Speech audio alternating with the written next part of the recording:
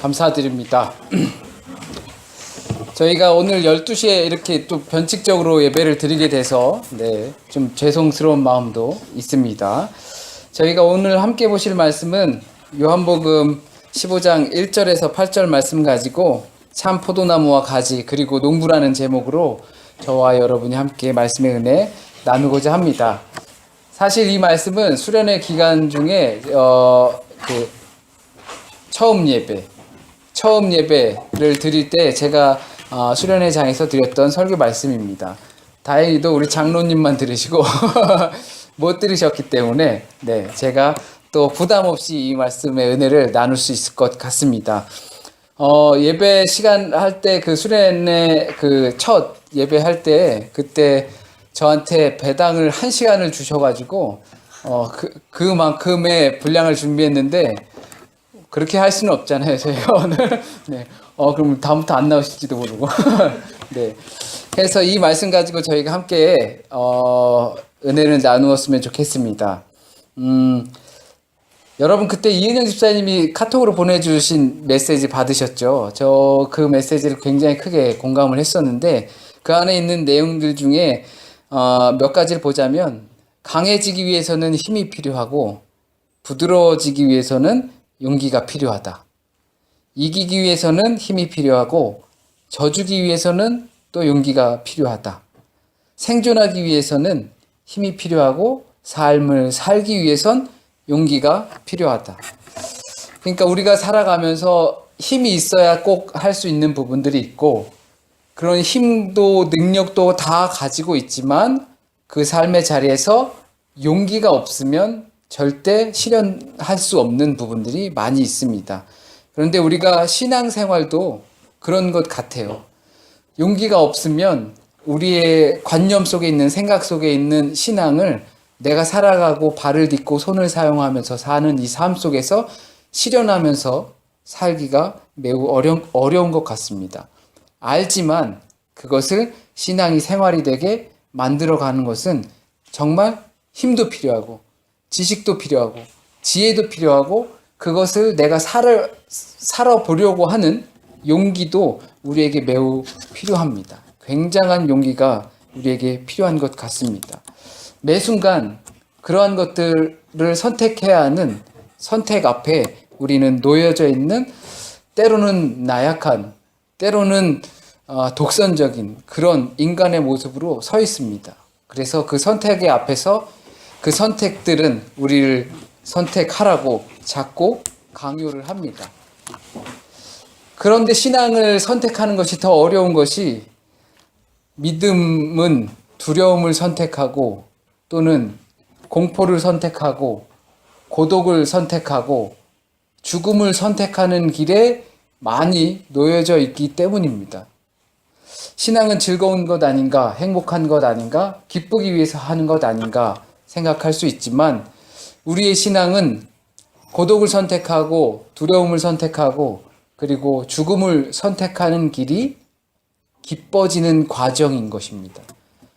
그것을 선택할 때마다 누군가는 두려워하고 저거 미련한 짓이다라고 하지만 우리를 구원하시는 하나님 앞에서는 그것이 하나님의 능력이 될 수밖에 없는 사건입니다. 그것이 기뻐지는 겁니다. 즐거워지고 그 삶이 나에게 만족되는 겁니다. 그러니 어마어마한 용기가 우리에게 필요합니다. 용기가 없이 그것을 선택할 용기가 없이 살 용기도 없습니다. 우리의 신앙은 그 결단 가운데에서 선택하게끔 몰아쳐지고 있습니다. 그러면서 우리의 신앙의 용기를 가지고 그것들이 내가 선택한 다른 사람들은 피하는 그것들이 즐거움의 대상이 되어집니다. 예수께서는 오늘 본문 말씀에서 역할 분담 놀이를 조금 하셨습니다. 예수께서는 자신이 진짜 포도나무다, 참 포도나무다라는 것은 진짜 포도나무다. 나는 가짜가 아니다. 너희들이 가짜 포도나무를 많이 보고 가짜 목자를 많이 봤지만 나는 가짜가 아니다. 나는 진짜다라고 이야기하시는 겁니다. 그리고 나서 아버지께는 농부라고 이야기를 하십니다. 농부는 과실이 잘 맺도록 농작물을 잘 거둘 수 있도록 좋고 그리고 많이 거둘 수 있도록 노력하고 비료도 주고 또는 이 풀도 뽑아주고 때로는 가지도 치는 역할을 하는 것이 농부입니다. 그러면서 우리에게는 너희는 가지다라고 이야기를 하십니다. 열매를 맺지 않는 가지는 농부가 정리하고 열매가 있는 가지는 잘 자라게 도와줍니다. 그런데 그 가운데 우리가 가지인데 우리 가운데 열매가 없는 가지도 있을 수 있다라고 말씀하십니다. 예수께서는 오늘 본문 말씀에서 이렇게 우리에게 역할 분담을 주시고 자기도 역할을 하나 맡고 하늘 아버지에게도 역할을 주십니다. 그런데 요한복음의 특징을 잘 아시겠지만 오늘 본문 말씀 속에서는 자기 규정을 하는 특징이 두드러지게 나타납니다. 그러니까 이 자기 규정이라는 것은 예수께서 7번 나는 생명의 떡이다. 나는 영광이다. 나는 부활이다. 나는 길이요, 진리요, 생명이다. 나는 포도나무다. 나는 선한 목자다. 이렇게 자기 스스로를 규정하십니다. 다른 복음서에서는 이와 달리 자기를 스스로 규정하지 않으시고 타인에 의해서 규정을 당하십니다. 가이사랴 빌립보라는 곳을 지나가다 아주 화려한 그 성이 있는 그런 곳에서 가이사랴 빌립보를 지나가시다가 제자들에게 묻습니다. 사람들이 나를 뭐라고 하느냐? 뭐 선지자라고도 하고요. 뭐 엘리야가 다시 온 것 같다고도 하고요. 뭐 누구는 또 세례 요한이 뭐 죽었다 살아난 것 같기도 하고요. 여러 가지 말이 많습니다. 그러면은 너희는 나를 어떻게 생각하느냐? 그럴 때 베드로가 고백합니다. 주는 그리스도시요 살아계신 하나님의 아들입니다. 이것은 단순한 베드로의 고백만이 아니라 우리 교회의 고백이기도 합니다. 주는 그리스도시고 살아계신 하나님의 아들입니다. 내 등 뒤에는 화려한 궁전이 있습니다. 가이사랴 황제를 위해서 바쳐진 그 궁전이 있다고 생각해 보시죠. 많은 사람들은 그 화려한 속에서 빠져서 거기에서 무슨 떡고물이나 덕을 좀 얻어볼까 노력하면서 사는데 그곳에서 예수께서는 제자들에게 물으시고 베드로는 고백합니다. 저거 아니고요. 주님이 그리스도십니다. 주님이 하나님의 아들입니다. 주께서 우리를 살리십니다. 우리는 저 방식으로 살지 않고요. 우리 앞에 있는 주님 방식으로 살겠습니다라고 규정을 내립니다. 타인에 의해서 규정 당하신 것입니다. 하지만 요한복음에서는 스스로 자기 규정을 내리십니다. 이것이 얼마나 중요한 것인지 여러분은 아실 수 있습니다. 나는 학생이다. 또는 나는 목사다. 나는 누구 아빠다. 스스로를 규정할 수 있습니다. 누구 딸이다. 누구의 자녀다. 이것은 자기 규정을 함으로써 타인까지 규정을 하게 되는 겁니다. 그리고 자기 규정을 함으로써 내 앞으로의 미래까지도 규정을 하는 겁니다. 나는 학생이다 라고 하면 나는 학생이기 때문에 공부도 열심히 할 거고 그리고 학업을 위해서 노력할 거고 라는 것이 자기 규정을 통해서 미래 규정까지 이루어지게 됩니다. 그렇기 때문에 나는 누구다 라고 하는 것은 굉장한 용기가 필요합니다. 왜냐하면 앞으로의 내가 살아갈 방향, 어떻게 살 것인지까지도 스스로 정한 것입니다. 나는 그리스도인입니다 라고 자기 규정을 저와 여러분이 내리면 나는 그리스도의 방법대로 살아가겠다. 그리고 그리스도의 방법대로 해결해 가겠다라고 이미 내 스스로 규정을 내린 것입니다. 그렇기 때문에 그리스도인들에겐 어떠한 방식으로든 스스로 자기 규정이 필요합니다. 나는 누구인가? 나는 목사다. 나는 장로다. 나는 뭐 권사다. 나는 집사다. 나는 어떠한 직분자다. 이러한 것들은 정말로 필요하고 내가 그 규정을 내릴 때 용기가 필요합니다. 이제 그렇게 살아야 하기 때문입니다. 자기 규정을 통해서 예수께서는 참 포도나무다라고 스스로 규정을 내리십니다. 그런데 이것은 굉장히 목가적인 분위기가 나지요. 참 포도나무다. 들판에 포도나무가 쫙 있고 쉽게 볼 수 있는 거죠. 목가적이고 편안하고, 아, 주님 포도나무지. 아, 참 먹을 것도 있고. 나는 선한 목자다. 아, 들판에 양들이 있는 그 양을 치우는 목자. 참 목가적이면서 편안하다. 이런 느낌을 받을 수 있으나 예수께서는 그 뒤에 이야기를 하십니다. 나는 선한 목자다. 선한 목자는 양을 위해서 죽는다. 너네 선한 목자라고 떠드는 사람들 많이 봤지? 그런데 결국은 죽는지 안 죽는지 보면 알아. 너희를 위해서, 양을 위해서 죽는 목자가 선한 목자야. 그게 진짜 목자야. 라고 자신을 드러내십니다. 나는 참 포도나무야. 근데 있지? 가지에 열매가 없으면 가지를 다 잘라버릴 거야. 그래서 바싹 말려서 불구덩이에 던져서 다 그 장작불로 써버릴 거야. 불쏘시개로 써버릴 거야. 라고 말씀하십니다. 섬뜩한 내용입니다. 목가적인 평안한 분위기 다음에 나오는 섬뜩한 주님의 말씀입니다. 어릴 적 가수원을 보면은 가지치기를 하는 것을 봅니다. 저희 친구가 다 큰 다음에 가수원을 하게 됐는데요. 그러니까 배밭을 했어요. 그런데 1년, 2년 목은 배를 심어놓고 묘목을 심어놓고서 과일을 거둘 목적으로 하지는 않아요. 이제 나무가 잘 자라기 위해서 가지를 쳐주고 그 나무에 그냥 배 하나, 두 개 이렇게 달려 있어요. 그런데 이 가지를 잘 쳐줘서 나무가 쭉 크게 잘 자라서 더 많은 열매가 맺기 위해서 이 가지를 쳐 주어야 하는 거죠. 왜냐하면 당도를 뺏어 먹고 이 나무가 성장하는 것을 방해하기 때문에 가지치기를 꼭 해야 합니다. 그 친구 배밭에 가면 백꽃이 정말 예뻐요. 하얗게 피는 그 백꽃이 배밭이 쫙 있는데 그 안에 꽃이 하얗게 핀다고 생각해 보세요. 되게 예뻐요. 그런데 아무리 꽃이 예뻐도 꽃은 시드는 거죠. 그 꽃은 열매를 맺는 과정에 불과합니다. 혹시라도 저와 여러분의 삶 가운데서 이렇게 꽃처럼 화려한 순간이 있을 수 있습니다.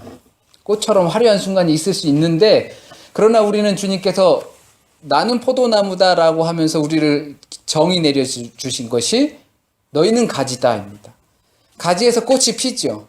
화려한 순간이 올 수 있죠. 하지만 너희는 열매를 맺어야 돼. 열매가 있어야지 포도나무에 붙어있는 의미가 있는 거야 라고 이야기를 하십니다. 그러면서 열매가 없는 포도나무 가지는 잘라버리겠다라고 이야기하십니다. 와, 꽃이 피었어. 아름답다.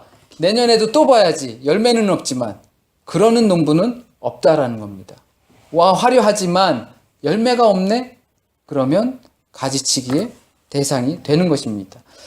그럴 수밖에 없었던 것은 가지라고 붙어 있지만 그거는 나쁜 가지, 가짜 가지, 아무런 나무랑은 상관이 없는 가지라는 것입니다. 줄기가 아주 좋은데, 그런데 꽃만 피고 열매를 맺지 못하면 얘는 뭔가 이상한 거죠. 그렇기 때문에 가지를 쳐내야 하는 겁니다. 중요한 것은 그 가지가 약하다든지 병들었다든지 그런 가지가 아닙니다. 아무런 상관이 없는 가지입니다. 나무랑 아무런 상관이 없는 가지입니다. 우리 공동체 내에서도 어쩌면 이런 가지치기를 해야 된다라고 생각할 수도 있습니다. 교회 전체적으로 봤을 때도 가지치기를 해야 할 어떤 신앙적인 모습들이 있을 수도 있습니다. 그런데 그 대상에 속하는 것은 연약하고 병들고 못 배우고 가진 것 없는 그런 가지를 대상으로 가지치기를 하는 것은 절대 아닙니다. 교회에 이런 시장 논리가 가끔 들어와서 연약하고 또 할 줄 아는 거 없고 이런 사람들은 제외하고 이렇게 하는 경우가 있어요. 그런 사람들 교회에 있으면 뭔가 어색하고 뭐 이렇게 안 왔으면 좋겠고 막 이런 부분들이 있습니다. 하지만 가지치기의 대상은 그러한 부분이 아니라 열매가 없는 그 가지라는 것입니다. 열매가 없는 것을 보고 주님과 아무 상관이 없구나 농부는 판단하는 겁니다. 농부는 그 열매 없는 모습을 보고 예수와 아무런 상관이 없구나라고 이야기를 하십니다. 그래서 우리에겐 주님 안에 거하라라고 이야기를 하십니다. 열매를 맺어야 하는데 어떻게 맺지? 그러나 이 열매를 맺는 방법은 주님 안에 거하라라고 하는 것입니다. 두려워 마세요. 독일 교회에서 뭘 정리하는 겁니다. 내 안에 거하라, 참 애매한 말입니다. 뭐 요 교회 안에 거하라 하면은 이렇게 할 것 같은데, 사람 안에 거하라라는 것은 조금 애매한 부분이, 어떻게 하는 것이 주님 안에 거하는 것이지? 구체적으로 우리에게 알려줬으면 하는 부분이 있지요. 근데 혹시 옛날 드라마 중에 그런 말이 있었습니다. 어떤 한 남자가 여자를 너무 사랑해요. 그런데 그 여자는 다른 남자를 사랑해요. 그래서 내 안에 이 정말 끓는 마음이 있는데 어떻게 표현할 수 없어가지고 또 너무 친한 사람, 삼촌이에요. 그래서 삼촌의 여자를 사랑해가지고 뭐 그러다가 붙잡아 놓고 이야기를 합니다. 그 여인의 손을 가슴에 탁 대놓고서 하죠. 내 안에 너 있다. 닭살스럽죠? 연애할 때 다 한 번씩 하시는 건데, 내 안에 너 있다. 네 안에 나 있는지 내가 모르겠지만 내 안에는 너 있다. 그것만 좀 기억해줘라 라고 고백을 하더라고요. 내 안에 너 있다라는 것은 이 뜨거운 마음인 거예요. 이게 어떻게 이런 식으로라도 전달 못하면 내가 폭발해서 어떻게 돼버릴 것 같은 마음이 있는 거예요. 내 안에 너 있다. 예수께서도 말씀하시는 것이 내 안에 거하라. 나도 너희 안에 거하리라. 내가 아버지 안에 있는 것처럼 너희도 아버지 안에 거하라. 내 안에 거하라. 나도 너희 안에 거하리라. 이 거한다라는 것은 예수님의 계명을 전체적으로 말합니다. 너희가 내 계명을 지키면 그 지키는 것은 서로 사랑하라인 겁니다. 너희가 내 계명을 따라 지켜서 서로 사랑하면 그 계명이 너희 안에 있는 것인데, 그럴 때 사람들이 너희를 보고 제자다라고 말해줄 것이다 라고 이야기합니다. 상투적인 내용 또는 너무 관념적인 내용, 주님 안에 거하라 라는 것이겠지만, 그것은 우리에게 명확하게 내 계명을 지켜라. 그러면 사람들이 너희가 내 가진 줄 알겠다. 더불어 열매까지 맺게 될 것이다 라는 거죠. 다만 여기에는 또한 용기가 필요합니다. 자기 스스로를 가지라고 규정해야 하는 용기가 필요합니다. 타인들이 나를 뭐라고, 제 교회 다니는 제 그리스도인이야 라고 규정 내리는 것도 좋지만, 나 그리스도인이야, 나 가지야, 나 포도나무 가지야, 그래서 거기서 난 열매를 맺어야 해 라는 이것은 굉장한 용기가 필요한 이유 중에 하나가, 나를 규정 내림으로써 내 주변에 있는 사람도 동시에 규정이 내립니다. 예수를 쫓아다니는 제자들에게 나는 참 포도나무다 라고 말씀하시는 순간, 너희는 가지야 라고 말씀하지 않아도 너희는 참 포도나무와 깊은 관련이 있는 사람이야 라고 스스로 규정 내리는 것을 통해서 타인이 규정이 되기 때문입니다. 여러분 각자가, 저도 마찬가지로 나는 목사야 라고 규정 내리면 목사 옆에서 있는 여러분들이 되는 겁니다. 덩달아서. 나는 누구야 라고 하면, 나는 아빠야 라고 하면 제 아내는 아내가 됩니다. 내가 규정 차별이 아니라 제가 저 스스로를 그렇게 규정을 내리면 자연적으로 아내가 되고 딸들이 되는 겁니다. 엄마가 안 되죠. 그죠? 절대 엄마가 안 돼요.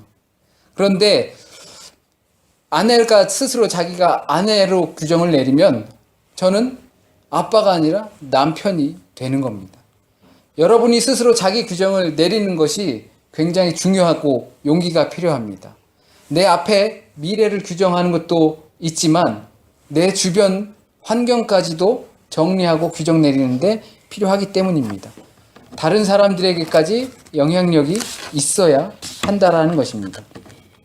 자기 규정도 좋고 다 좋지만 이 포도나무와 가지와 농부 사이에는 그 가운데 열매를 놓고 이야기가 이루어지고 있습니다.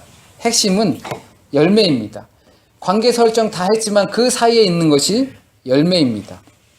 시들시들 병든 가지여도 열매가 있으면 되는 것입니다. 이것을 잘못 들으면 그 열매 중심적으로, 성과 중심적으로, 결과 중심적으로 이해할 수 있습니다. 하지만 누가 뭐라고 해도 핵심은 열매입니다. 과일나무는 열매를 맺어야 과일나무입니다.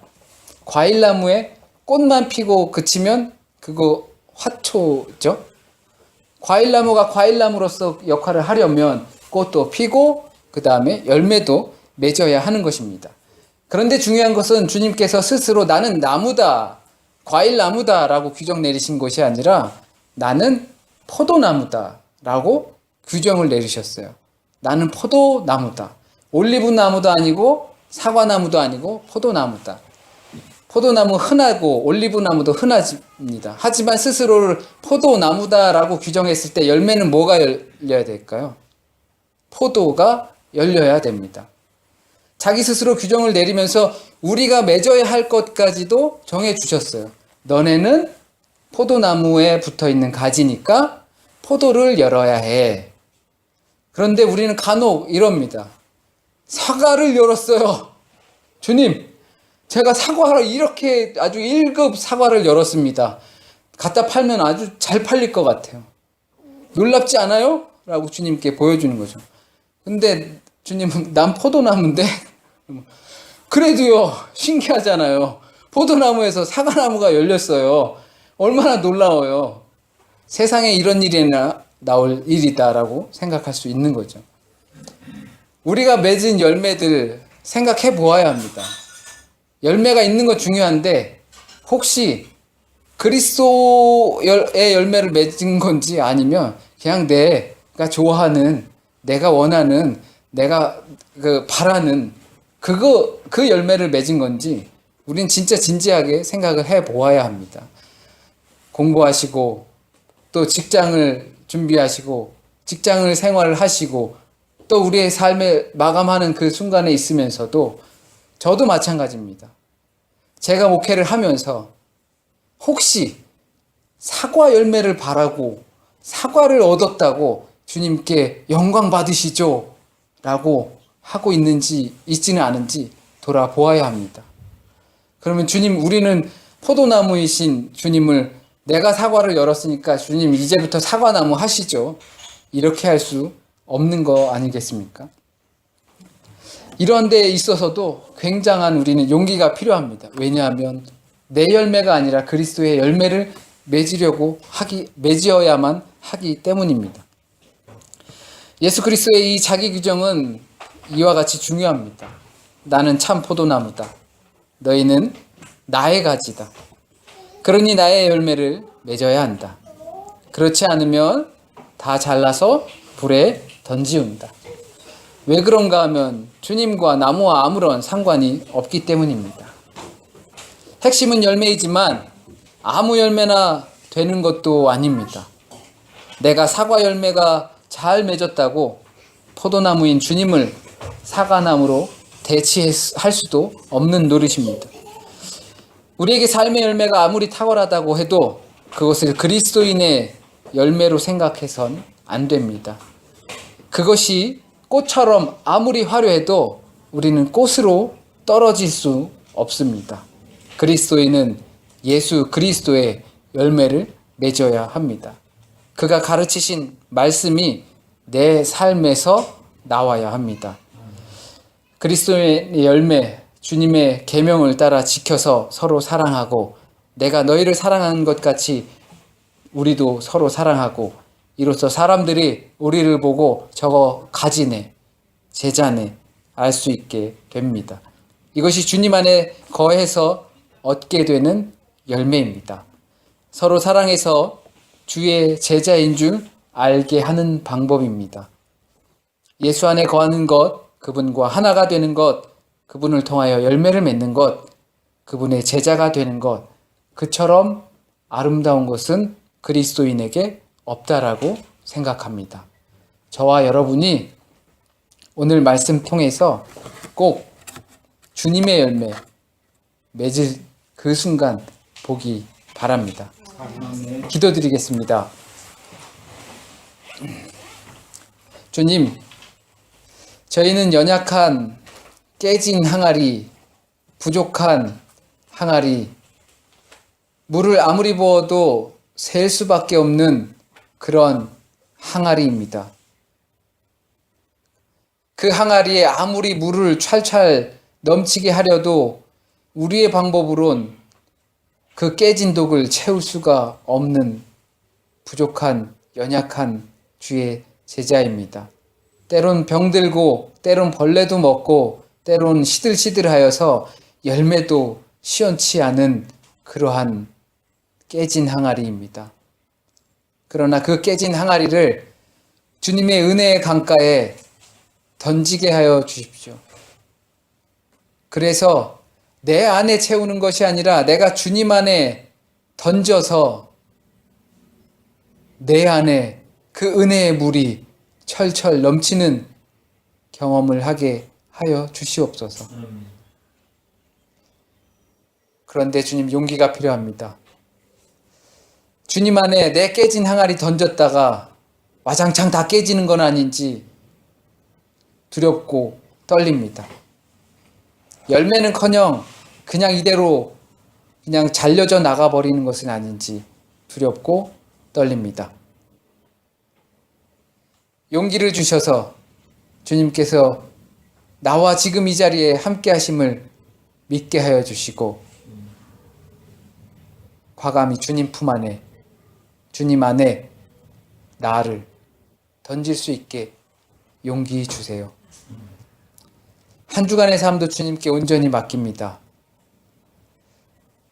세상에서 자꾸 던지고 또 던져지고 또 깨지고 부딪히고 멍들고 힘들어합니다. 그러나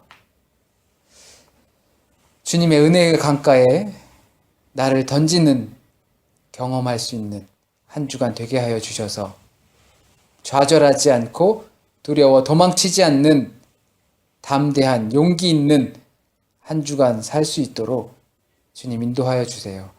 모든 말씀 우리 주님